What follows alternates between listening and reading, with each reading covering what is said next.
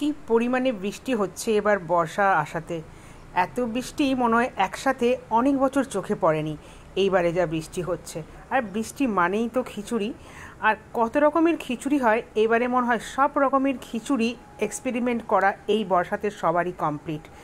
একটু বৃষ্টি পড়তে না পড়তেই আমরা যেভাবে খিচুড়ির ওপর ঝাঁপিয়ে পড়ি, তো এইবারে কিন্তু মনে হয় সবাই খিচুড়ি খেয়ে খেয়ে একদম অস্থির। এরকমই একটা বৃষ্টির দিনের একটা ছোট্ট ভ্লগ নিয়ে তোমাদের সামনে চলে এলাম। দেখো, সেই কিন্তু একই খিচুড়ির রেসিপি। তো একদিকে বসিয়ে দিয়েছি খিচুড়ি, চাল ডাল সেদ্ধ হচ্ছে। আর আমি কিন্তু এই সিম্পল প্রসেসেই আজকে খিচুড়িটা বানাচ্ছি। আরও অনেক রকমভাবে বানিয়েছি আগে, কিন্তু এই সিম্পল রেসিপিটা কিন্তু খেতে অসাম হয়। এবার আলাদা করে টুকরো করে রেখেছি আলু, ব্যাস আর কোনো কিছু আজকে আমি দেবো না, আলু দিয়েই করব পুরো এই রেসিপিটা।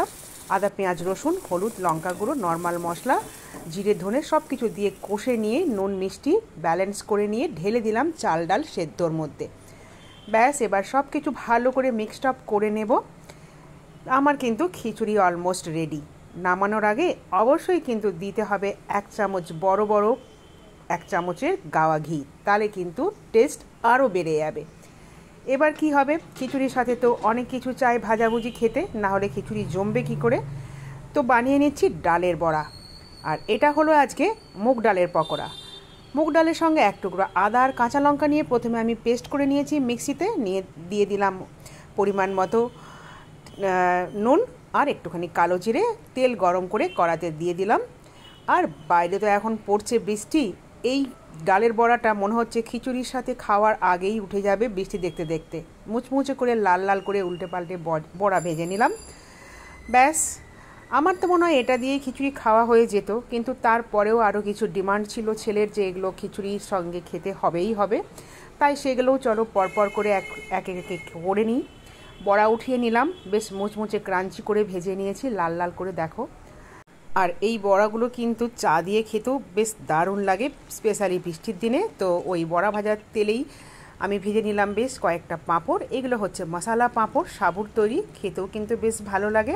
আর এই পাঁপড় আমি বেশ খানিকটা বেশি করেই ভেজে রাখলাম, কৌটোই করে প্যাক করে ঢুকিয়ে রাখলে কিন্তু সন্ধেবেলায় চা দিয়েও একদম চলে যাবে। তো কাজটা একবারে সেরে নিলাম। তারপরে চলে এলাম অমলেট বানাতে। একটা অমলেট বানিয়ে নিলাম ছেলের জন্য, কেননা ওর আরও অনেক কিছু চাই খিচুড়ির সঙ্গে খাবার জন্য। তো অমলেটটাও ভালো করে ভেজে নিলাম। আর এই দেখো, বাইরে কিন্তু অঝোরে বৃষ্টি। অঝোরে বৃষ্টির সময় এরকম একটা লাঞ্চের মেনু কিন্তু সত্যিই জমে যাবে। তো চলো, গরম গরম খিচুড়ি কিন্তু খেতেই হবে, ঠান্ডা হয়ে গেলে তো স্বাদ একদম মাঠেই মারা যাবে। তো সার্ভ করে দিই খিচুড়ি, গরম গরম প্লেটে চলে এলো। দেখো বেশ থিকনেসটা ভালো হয়েছে না খিচুড়ির, আর এরকম থিকনেসের খিচুড়ি খেতেই আমার বেশ ভালো লাগে। তো প্লেটে চলে এলো ডালের বড়া একে একে, তারপরে চলে এলো অমলেট, আর তারপর পাঁপড় ভাজা আর টমেটোর চাটনি আমার কাছে করে রাখাই আছে। খিচুড়ির সঙ্গে নাকি চাটনি না হলে জমে না, তো চাটনিটা দিয়ে আমি লাঞ্চ থালি একদম কমপ্লিট করে দিলাম। আহা, এই বৃষ্টির দিনে এত সুন্দর একটা লাঞ্চ থালি আর কি চাই। আর জাস্ট খাওয়ার আগে আরও 1 চামচ গাওয়া ঘি। তো ব্যাস চলো, চমৎকার একটা বর্ষার দিনের আমার লাঞ্চ থালি তো কমপ্লিট। দেখা হবে, কথা হবে আবার পরে। ভালো থেকো, টাটা।